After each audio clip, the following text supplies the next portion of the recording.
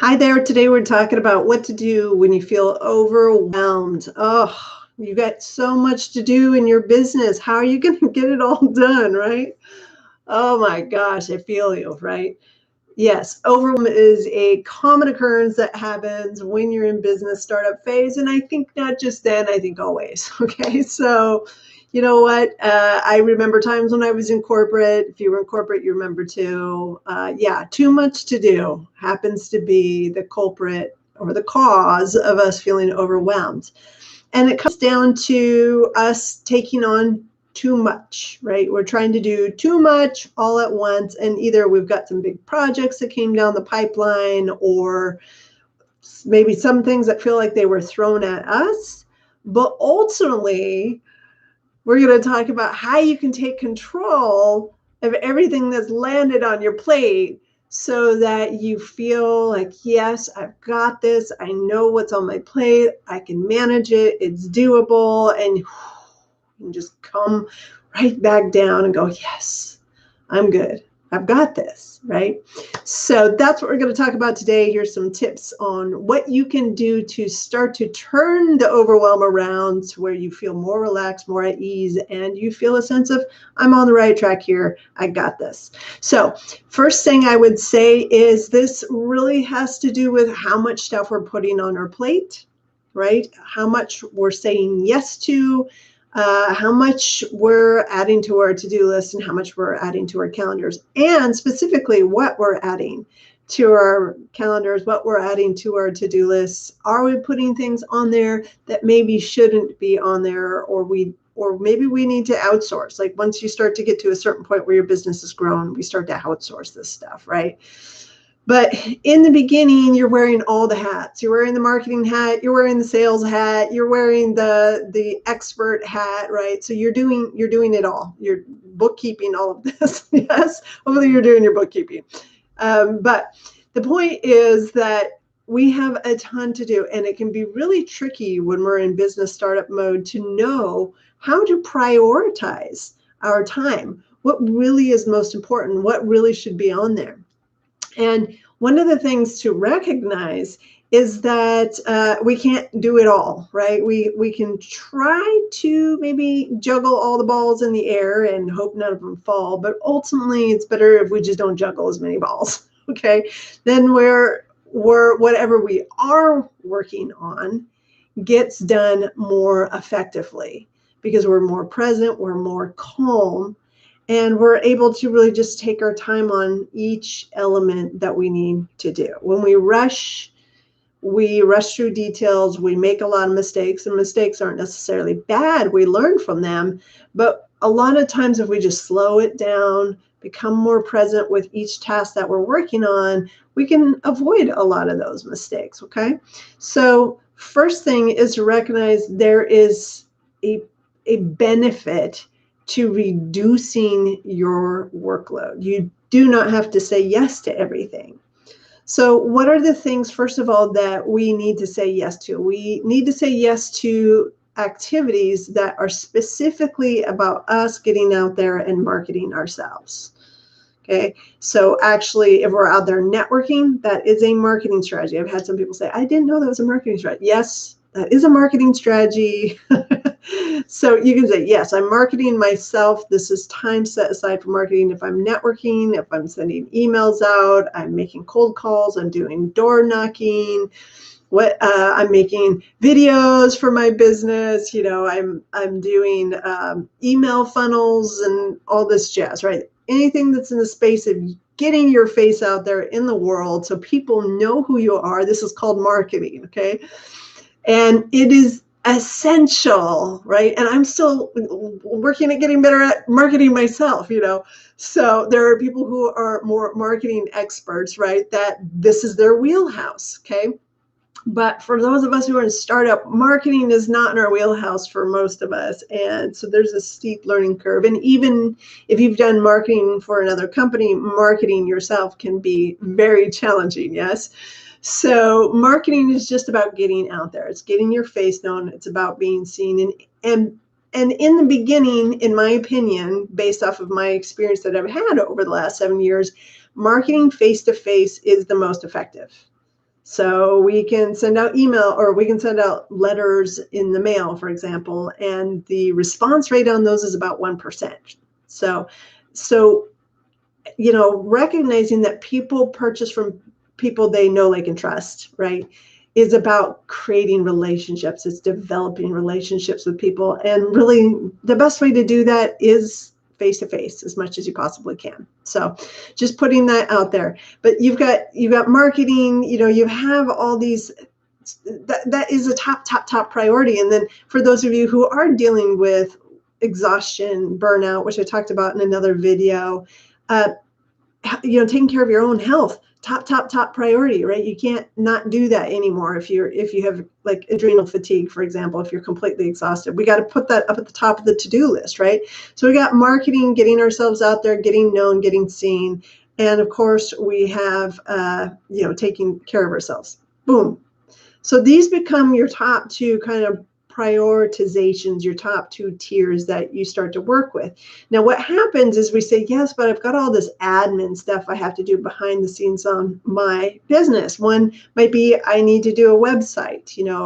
One might be that I need to create, like, all kinds of creative content. Like, if you're a coach or something, you might be creating a lot of content, right? So there's a lot of, like, admin stuff behind the scenes. Of course, we've got to set up our books and all of this stuff. So there is a lot of behind the scenes stuff, and trainings. Sometimes we have a lot of training in the type of work that we do. No matter what kind of business you have, you should be in trainings. You should be putting yourself into trainings so that you can grow your skill set, because this is whole new terrain, right? So all of that takes time and can pull you away from marketing, can pull you away from taking care of yourself, but are still important activities to do. However, this is the caveat, many of these activities can actually be used as distractions to keep us from getting out there and marketing ourselves, to keep us from actually working on our own self-care. They become easy to do because they're comfortable, more in our comfort zone, right? So a lot easier to just hang out in content creation mode, for example, or website creativity mode, and it's fun. And so we'd much rather hang out in that territory. But that's not going to generate clients, right? And so recognizing that, okay, there's some admin stuff that I need to do, but how urgent is it, and how likely is it to create new clients in, say, the next 30 to 60 days? A lot of people think they need a website, for example, and in startup phase, and you don't necessarily need that. In fact, if at most you might need a one pager, that just kind of has a blurb about who you are, or a Facebook page that you can refer people to. There have been plenty of businesses that have started with no website. So they don't have that startup cost. It takes a lot of time actually to design and have your website built, and a lot of upfront costs. So if you don't need to do one of those, you can save yourself a lot of money and time, and lost time in not getting out there and getting clients. Depending on your business, if you're what I would say a high professional, like I've had people who they deal with corporations as their client, or larger size businesses, probably more important to have a website out there, because that's one of the first things they're going to look for. You might want to have your LinkedIn profile completely updated with what you're doing now, because that's going to be more of what they're looking at to see if you're credible and you're real. But a lot of other people, a lot of the rest of us, we don't need to have a fancy website, and we may not even need to be on LinkedIn. It just depends on your type of business, okay?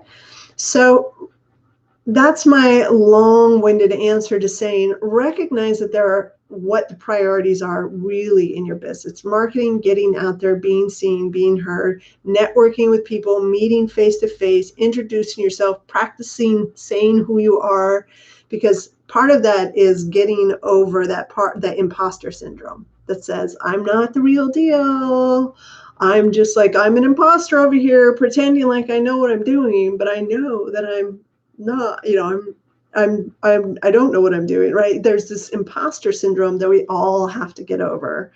That is, yes, you're new. Yes, some people may see you and go, oh, you're you're new. I would rather have an experienced person, but not all. In fact, a lot of people are fine, especially if you recognize that you're bringing experience into your role from other sources, other places.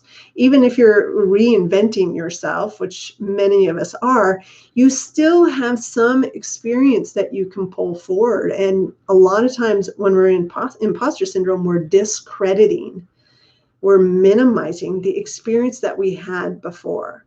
So starting to sit down and recognize, what experience do I bring to the table that is of benefit to my clients, is an essential activity that each and every one of us needs to sit down and do, and say, what is it that I can bring to the table that is going to help people? And really start to ground that in, because once you own what you bring to the table and how you can help people, like in your body, not just intellectually, but you actually feel that, then people will sense that, and that will come through.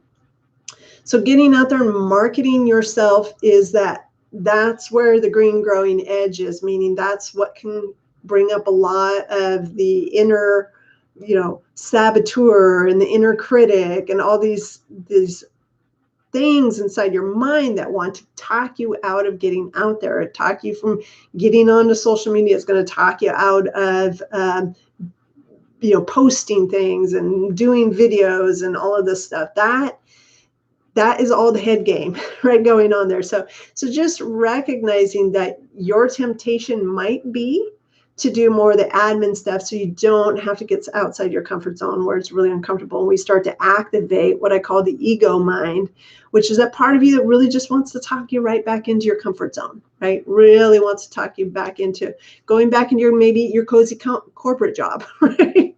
That maybe wasn't comfortable, but you at least knew how to do that, right? So recognize it for what it is. Yes, you're going to have some inner resistance to getting out there and being visible and being seen. However, that's where the breakthroughs happen. Everything else on your to-do list, laundry, chores, taking care of the kids. Kids, by the way, if you have kids and part of the reason why you left your business is to spend more time with them, guess where they go on your priority list? Boom, right up at the top. Because chances are that is a high value in you.